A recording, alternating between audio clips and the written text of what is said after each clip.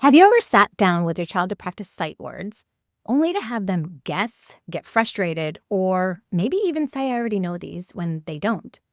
The truth is, it's not just about saying a sight word over and over. It's about practicing those words in a way that's going to help them stick. And in today's video, I'm going to show you a simple, effective way to practice sight words so that your child builds confidence, remembers them longer, and actually enjoys the process.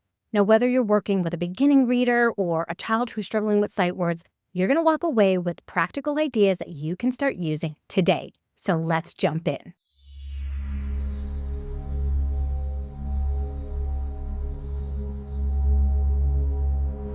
All you need is 2 clips just like this, and you can use index cards, Post-it notes, whatever you want to be able to use. When we're working with sight words, usually it's because the child cannot sound out the words and it doesn't make sense. And so we want to give meaning to that word. For my very beginning readers, I give them some clues that are visual clues to help them put that word into context. I'm going to show you what some of the sight words that I work on with my students with online tutoring look like. Before we get started, if you're looking for simple reading strategies that actually work, be sure to subscribe to the channel and click the notification bell so that you don't miss future videos. Every week, I share practical tips to help parents support their child's reading at home without stress or tears. Now, let's get into today's session. So here's the word can. And as you can see, we have a can that's inserted into the letter A. Now, this helps it because every kid knows what a can is, a can of soda, right? And so this helps them in the beginning when they don't know all of the sounds for these letters. Now, if they do know all of the sounds for these letters, then they can sound this word out. But until then, I need to use some kind of an association to help them.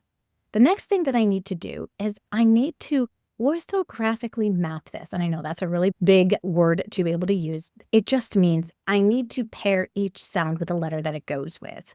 And so a lot of times what I will do is I will actually make 3 lines underneath each sound. And I'll say, we have 3 sounds. Inside of can, we break it on up. And the way that I break it up is with my hand. I say, an. How many sounds in can? And the child will say 3. 3 sounds. That means I have 3 letters in can. We're at that point right now where we have 3 letters. So I'm going to put a line underneath each of those. Now, I only work with 10 words at a time for my students. And if they can't handle 10, then I go down to 5. But most of my students can handle 10 words at a time. Once they don't need the picture anymore, I get rid of the picture. But for you at home, here's my suggestion. Have the child write can on the paper. So you'll make your 3 lines or dashes for can with those 3 sounds, just like that. Then you'll point to the first sound and ask, what is the first sound you hear in can? And they're going to write the C if they say C, if they make that K sound. Ask them, what is the next sound that you hear in can? We hear ah. And ask them, do you know what letter goes with that sound? And they can say A.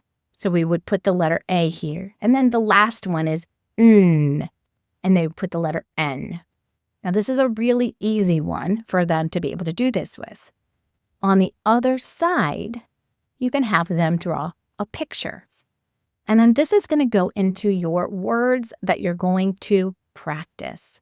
You'll be able to flip the words up to practice each of the words that they are working on. Once a child shows that they have mastery with the word, you'll be able to put it into a mastered words category, another clip, all the words they've mastered that you're going to then be able to practice once in a while. You can bring those up and you can just do a random flash of those words. And again, only stick to 10. They don't need to work on every single one of them every single time. These are words that they already know. So this is just for that repetition and keeping those words in there. This is really going to help them when it comes to blending sentences together, right? When we start reading words and sentences, you don't want to have to sound out every single word in order to read. Well, let's take a look at a word that's not as easily mastered in the beginning, like the word they. If we take a look at the word they, we hear that long A sound and that EY. And if we listen to the sounds, we have A. We have two sounds. Most likely they haven't mastered that TH makes the sound. They haven't mastered that the EY makes A. Heck, they don't do that in the UFly program until, lesson 90, right? So this is a word they have to memorize because they're going to see it in sentences. This is a glue word. Glue words are what stick the rest of the sentence together. So I use this sentence here, they are girls. They are girls, to help them remember the word they. Now, I let them know that TH, we don't know how to spell, but I just tell them, I spell with a TH. We have two sounds, right? But each of those sounds has two letters. I don't tell them about that part. I just tell them, I'm going to have you on the first spot, right? TH. So they start noticing that a sound can be represented by two letters. The next sound is EY, A. And I'm going to say, this is really tricky because usually we spell A with the letter A, but here we spell it EY. So I'm telling them how to spell it, right? I can even have them practice spelling it and practice without looking, practice with looking. And then we're going to have our 2 lines on our Post-it note. And I'm making these lines a little bit longer for them to write. And A. And then this goes on I need to practice this one because they did not know that word. And now I can begin, after I have my 5 or 10 words, I can begin flipping to make sure they have the words that they need. So when a student doesn't know the sounds of a word or the sounds don't make sense compared to our phonetic way of reading it, they have to memorize it. But we still memorize it thinking about the letters and how they're represented. So hopefully this helps as you think of a fast way to be able to practice these sight words with your child. This is how I instruct it at home. If you're reinforcing it and you're working with me as a tutor, you already have the words that we're working on. Just ask for the list and I will send them to you, and it will be an ongoing list of words that you will get with your child. And then you can look at the first 5 or the first 10 words and you can have them write it down on the Post-it note and then have them flip it so they're seeing it in their writing and read those words. And that will create mastery even faster. As you're practicing sight words with your child, encouraging them to think about the sounds they already know and the sounds that they're still learning, this is going to be helpful. Instead of simply memorizing the word, have them talk through it and ask questions like, what sounds do you hear? Or which letters match those sounds?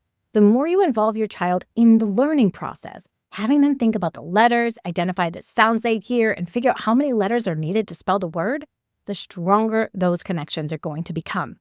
And you can take it one step further by having your child create a meaningful connection to the word.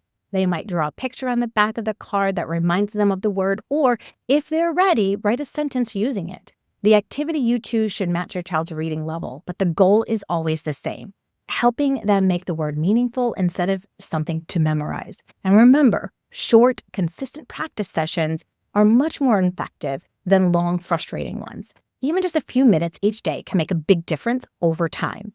If you found this video helpful, give it a thumbs up, subscribe to the channel if you haven't already, and let me know in the comments after you've tried this strategy. I'd love to hear how it worked for your child. Thanks so much for watching, and I'll see you in the next video.